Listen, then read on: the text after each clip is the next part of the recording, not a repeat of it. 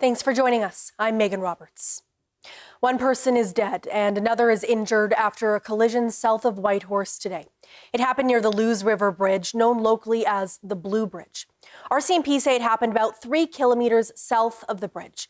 The area has seen multiple fatal collisions over the years. Last September, a truck went into the river with 2 people inside. One person escaped, and it took police weeks to recover the body of the second person.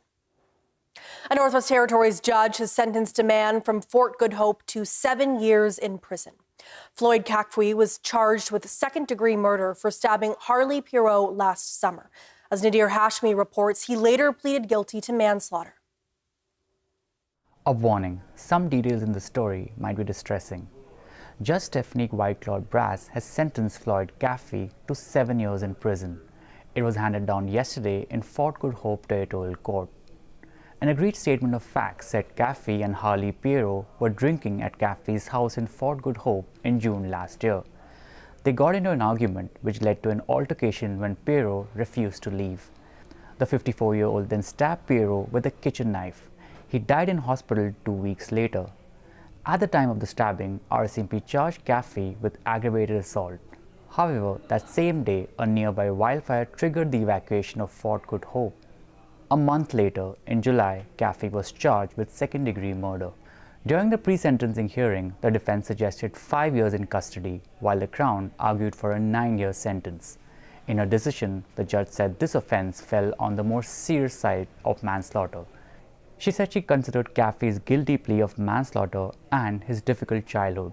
The judge said she also took into account some aggravating factors like Caffy's prior criminal convictions and the nature of the offense, as Caffy used a knife against an unarmed person. With the time already served, Caffy will remain in prison for another 5.5 years. Nadir Hashmi, CBC News, Yellowknife. This weekend marks the 1-year anniversary of the wildfire in Fort Good Hope that Nadir just mentioned. The evacuation forced residents of the Sawtooth community to head to Norman Wells. Sarah Komilowski has more on what's changed in Fort Good Hope since that fire. Almost exactly a year ago, Fort Good Hope was evacuated because of a wildfire. Community members believe it was a first, and leaders say it's changed how they think about living with fire. Last year's fire is believed to have started because of an abandoned campfire.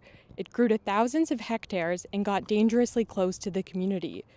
Community members were evacuated for 3 weeks, and tragically, a helicopter pilot who was fighting the fire died. Fort Good Hope's chief says the community is still recovering.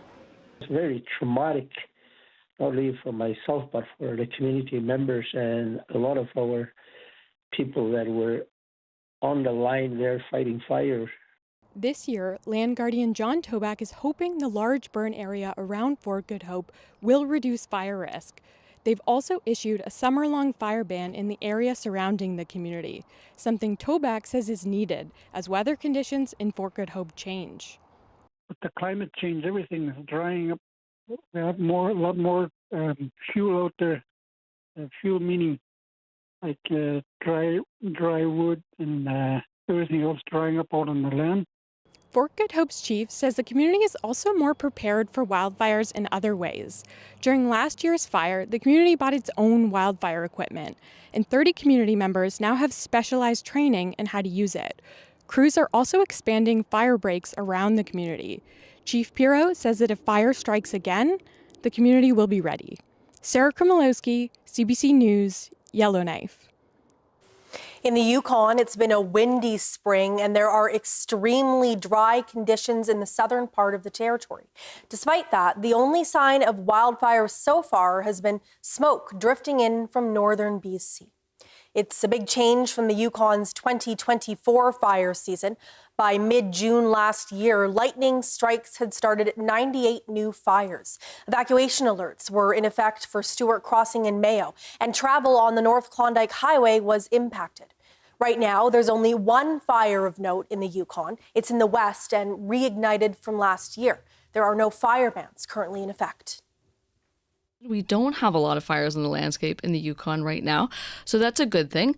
And it means we're more comfortable with people having, backyard campfires, campfires at while they're out camping, because we know we're able to respond to new fires right now. We're in a really good position to do that.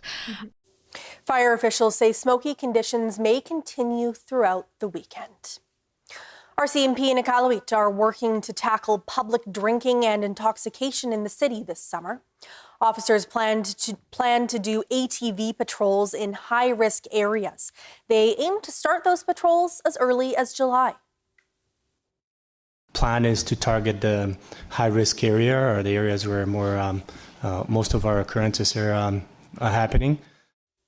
Police will also increase random check stops in the summer and train members on roadside alcohol screening devices. The pool in Dawson City, Yukon is temporarily closed. Pool's closed because we found some contaminants in our water sample that we're rectifying. Staff's on it. We're just getting some. We did some new balancing last night and sending in some samples today and tomorrow, hoping that it'll all get fixed. Robitaille says it's not clear where the contaminants came from, but he says this isn't uncommon. He says the town is working with the Yukon government to speed up the testing process. No timeline has been given for reopening the pool, but there is a planned public update on Saturday via social media. The Northwest Territories government wants to use federal money to demolish derelict homes and make way for new ones. The GNWT said earlier this week it's a priority. Community leaders say this would be helpful, but the issue is more complicated than accessing money. Luke Carroll explains why. Leaders in several NWT communities say derelict homes are an issue. This includes Betchacon's incoming chief, who says the lot space that the derelict homes are on could be used for new ones, but they can't just start demolishing them tomorrow.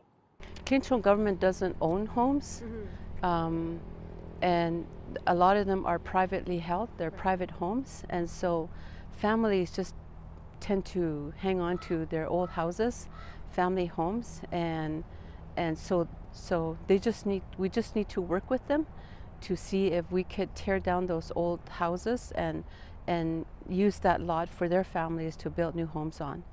In Fort Good Hope, Chief Colin Piro says even if they could tear down the derelict homes, the dump is too full for the waste. We're going to have to look at something where, structures that are unable to come down or the community is unable to utilize, how do we get rid of it, or where do we put it and all that, yeah. A Northwest Territories deputy minister says they want to use existing federal funds to demolish the existing homes and ship the waste south, but they can't. We just signed the $74 million agreement for CHIF, the Canada Housing Infrastructure Program, where demolition of derelict housing is not eligible.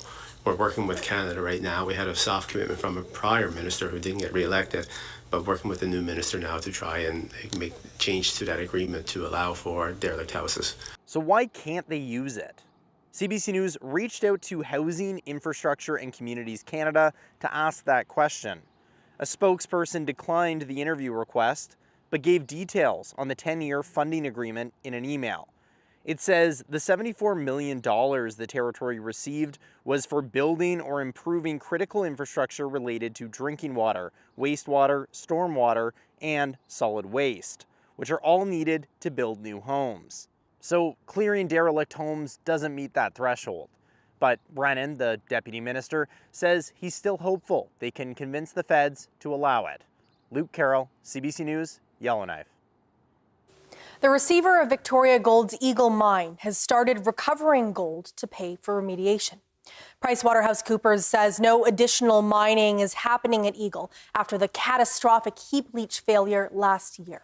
The company is retrieving gold from cyanide water stored at the mine site. It says the recovery process will actually destroy some cyanide currently present. The goal is to offset public money being spent on the site. The independent review investigating the incident is also expected soon. The final report is due on June 30th. The future of a settlement for Indigenous survivors of Indian hospitals is now in the hands of a judge. The segregated hospitals and sanatoriums were run by the federal government. The proposed settlement agreement would see eligible plaintiffs get between $10,000 and $200,000. Ottawa would also pay about $400 million for a healing fund and a commemoration fund. The plaintiffs and the federal government have already agreed to the proposed deal, and earlier this week, they presented it to a federal court judge. The judge will now decide whether the settlement is fair to the victims. Lawyer Stephen Cooper believes up to 100,000 people may be eligible to join the class action lawsuit. Anybody that knows somebody that might be eligible, contact us or another firm, get your information in. That guarantees that the moment that the judge issues the order, or at least 30 days thereafter, if there's no appeal, you will get notice from us that it's time now to apply. Cooper hopes the judge's decision on the proposed deal will come in the next couple of months. The class action lawsuit was first filed in 2018 and certified in 2020. It encompasses 33 hospitals created by the federal government between 1936 and 1981. Nunvik Premier PJ Akiaguk says he's optimistic about Mark Carney's plans for Canadian defence. Earlier this week, the Prime Minister announced that Canada will meet its obligation to spend 2% of its GDP on defence. Akiaguk says the government of Nunavut is looking into how much of that money will make its way to the territory. We really see an opportunity around seeing infrastructure like the Riquetat deep sea port as an example, as discussions are happening around putting the Canadian Coast Guard under defence. And so it allows us to be able to see infrastructure like that one that really has that dual use opportunity where Inuit have always envisioned creating the blue economy. As part of the 2% target, $9.3 billion in new funding will be spent on recruitment and salary increases. It'll also allow for more equipment purchases and expand Canada's defence manufacturing industry. CBC's radio show, The Debaters, is in Yellowknife this weekend. Debaters, your topic is one that we would like to bring back to life. The show pits comedians against each other as they go toe-to-toe in a battle of laughs and logic. It's taping 2 shows tomorrow at the Northern Arts and Cultural Centre. The show's host, Steve Patterson, says the topics will include dog sledding, Velcro versus shoelaces, and living in the North.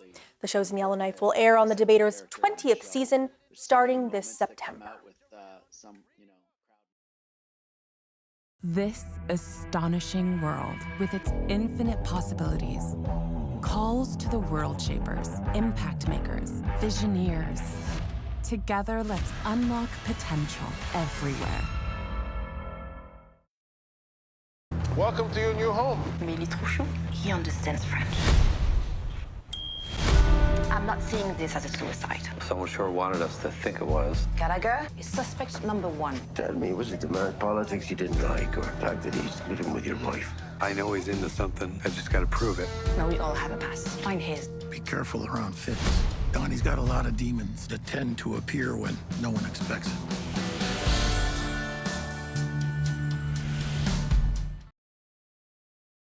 New year, new school, new uniform. High school was a chance at reinvention, a whole new me. Who to join? Jocks? Nerds? This was life or death. Take a risk. Life's short. Don't waste it living someone else's life. Just live your own. Sometimes you find yourself in the right place at the right time.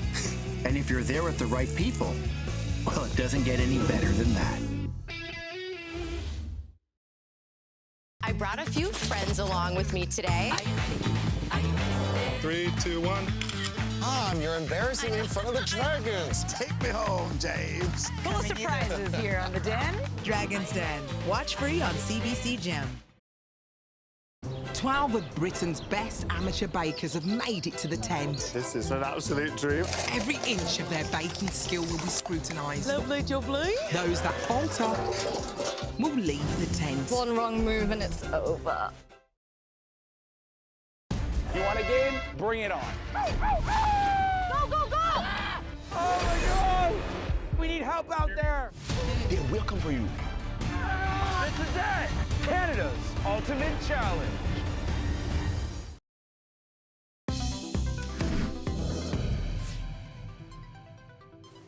Canada Post has selected its lineup for its Indigenous Leaders Stamp Series.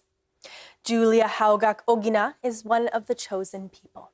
Ogina is Inuk from Uluhaktok NWT.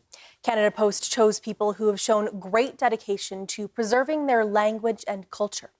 Ogina was recognized with an Outstanding Achievement in Language Revitalization Award in 2017 and a Meritorious Service Medal in 2020.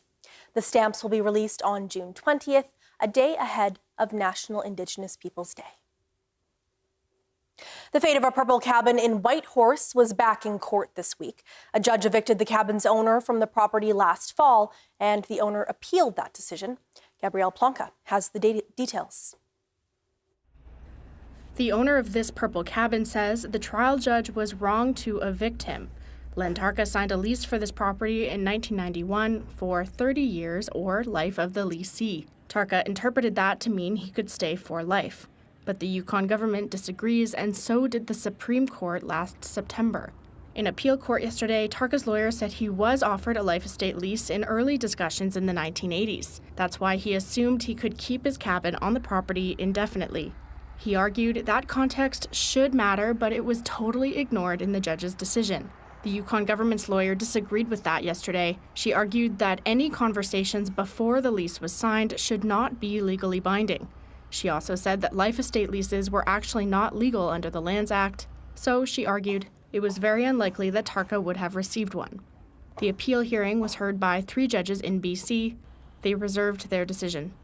Gabrielle Plonka, CBC News, Whitehorse. The Inuvik liquor store will be open on Sundays this summer. That's a rare move across the north, where most territorial liquor stores are closed on Sundays. The owner says it's to better serve tourists and out-of-towners. The CBC's Des Loreen has more. Starting this week, the Inuvik liquor store will be open on Sundays from 2 to 6 p.m. Inuvik Town Council told the NWT Finance Minister that they supported the store's opening 7 days a week. Some residents I spoke with say the move could stop illegal sales. It's definitely going to be cutting back on the bootlegging, but I don't think it's going to cut back on anything else. Some residents support the liquor store opening 7 days a week. Others say the liquor store should take at least one day off without being open at all.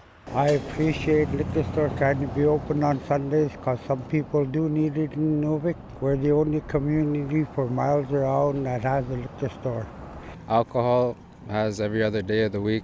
Our people struggle enough the way it is, and I'd like to see some positive change. I spoke with the owner of the liquor store who recently took it over. He isn't willing to do an interview just yet, but says the store will be open on holidays as well.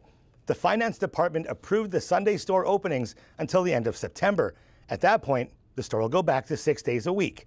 Des Loreen, CBC News, Inuvik. Residents of Iqaluit hit the streets today for the city's annual community cleanup. And it wasn't all work. Volunteers enjoyed a barbecue and had the chance to win some prizes.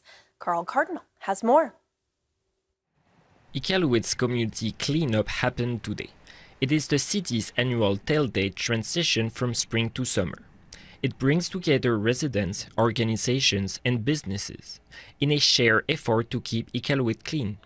Participants enjoy a community barbecue and a chance to win some prizes. Lina Tudalik is one of the volunteers. She says her group filled 12 garbage bags. It's important to me because it's very ugly to see garbage all over, and it looks like we're in the third world when it's so filthy. Mayor Solomon Awa says the city has a responsibility to keep the community clean, and the city might look into potentially having more cleanup days.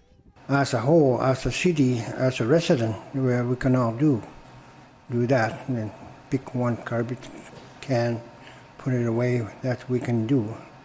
It's our community that we can keep that clean. Similar cleanup events are happening in other communities across Nunavut. Carl Cardinal, CBC News, Iqaluit. Staying in Nunavut, a Cambridge Bay High School is getting students out of the classroom and into the shop thanks to a new trades program. Inuvik High School started its first apprenticeship program in January. The program works with students to identify a trade they're interested in. The school partners with local businesses, offering practical experience to grade 12 students. The school's vice principal says the program is a great avenue for self-discovery.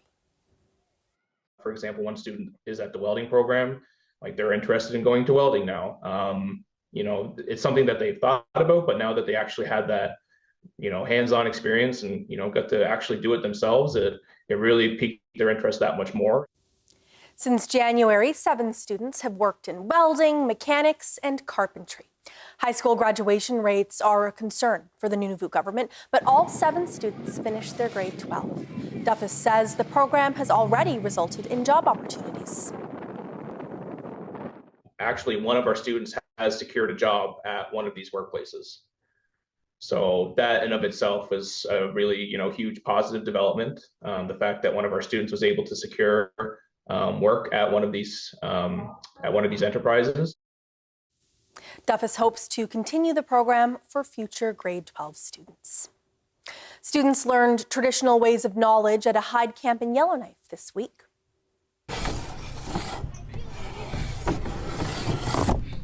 Grade 6 students gathered outside Mildred Hall's school. Elders and knowledge keepers showed them how to tan hides, cook bannock on a stick, make fish scale art, and learn hunting techniques. An organizer says around 70 kids showed up to the camp each day. I'm very glad to be a part of this Moose Hide campaign. It's just been awesome to see the students come and participate and join me here at the fire and watch some big bannock. There's so much that they could learn from us from this the event. So I try to tell them little stories about each station, so that they could maybe be impressed and know that these are the tradition of the Dene people that lived on the land. Just working with moose and caribou, and we're just practicing with the traditional ways of skinning caribou and moose, and we're doing dry caribou, wet caribou, and so learning how to take off the fur and scraping.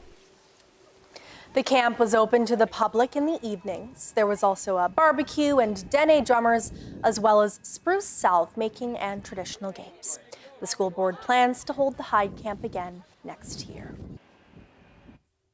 As we've shown you this last month, Oilers fever has certainly taken over here in the north, and things are heating up for Canada's northernmost NHL team as they host the Florida Panthers Saturday night in Game 5 of the Stanley Cup Final. It was 1990 when Edmonton last won the Cup, but as Ali Chiasson reports, Oiler fans never stopped cheering, and they're now a force of their own. Oilers fans are built different. They're part of the team. They don't hoot and holler. Oh, Canada. They sing the national anthem. And they come decked out. Painted the beard, got a lot of positive attention, decided to bring some face paint to paint myself the next game, skyrocketed from there. You'll find these dedicated face painters in the moss pit outside, and they're busy. My rule is when the puck's in play, I'm not painting. Not everybody's patient, but I do my best. Inside Rogers Place, you'll hear the usual jock jams. If they win, that's followed by Player's Choice, which these days is... it moves the decibel meter for sure. And the players get a boost too. The energy, the experience, the excitement, that's all really coming from the fans themselves, and the players feed off of that. A lot of Oilers fans went through called a decade of darkness where the Oilers didn't make the playoffs for 10 straight years. Oilers fans have seen the rig run dry. These are amazing times right now. Please don't take it for granted. I was going through a hard time in my life. I was going through my recovery from residential school, day school, addictions. I was a street person. Superfan Don Burnstick remembers seeing Gretzky hoist the cup in 1984 on the TVs inside the Bay store from the sidewalk. And I started my journey in healing and empowerment. And now, 40 years later, I'm sitting behind a bench watching them play. Question is there room for bandwagon fans? It's Canada's team. And yes, please jump on board. There's a seat right beside me. It's a really special time to be an Oilers fan. We always welcome new fans on board. Even Calgary, What I'll say is that the invitation is certainly out there. It's up to them what they do with it. Face paint? Check. Oh, yes. Love it. Custom hand-beaded Oilers gear? Check. This is my lucky medallion. Connor McDavid? Leon Draisaitl? Stuart Skinner? Check. All that's missing is the cup. Ali Chiasson, CBC News. The Canadian Hockey League has named Whitehorse's Gavin McKenna as its Player of the Year. The Medicine Hat Tigers superstar forward was given the David Branch Player of the Year award at a league ceremony today. At 17 years old, McKenna is the third youngest player to receive the honor. It comes after a remarkable season for a player supporters have dubbed Klondike Gold. McKenna finished the season with 129 points in 56 regular season games, including a 40-game point streak. Other past CHL players to receive the honor include Eric Lindros, Sidney Crosby, and Connor McDavid.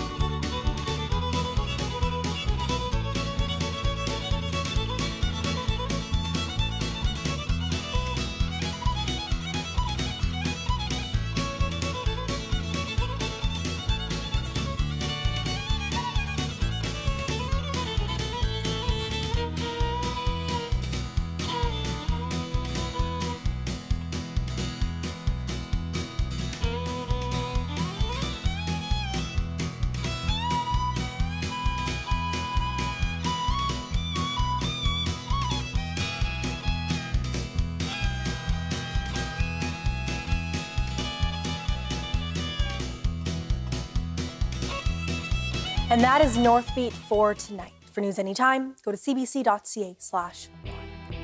Thank you for watching. I'm Megan Roberts. Have a great weekend.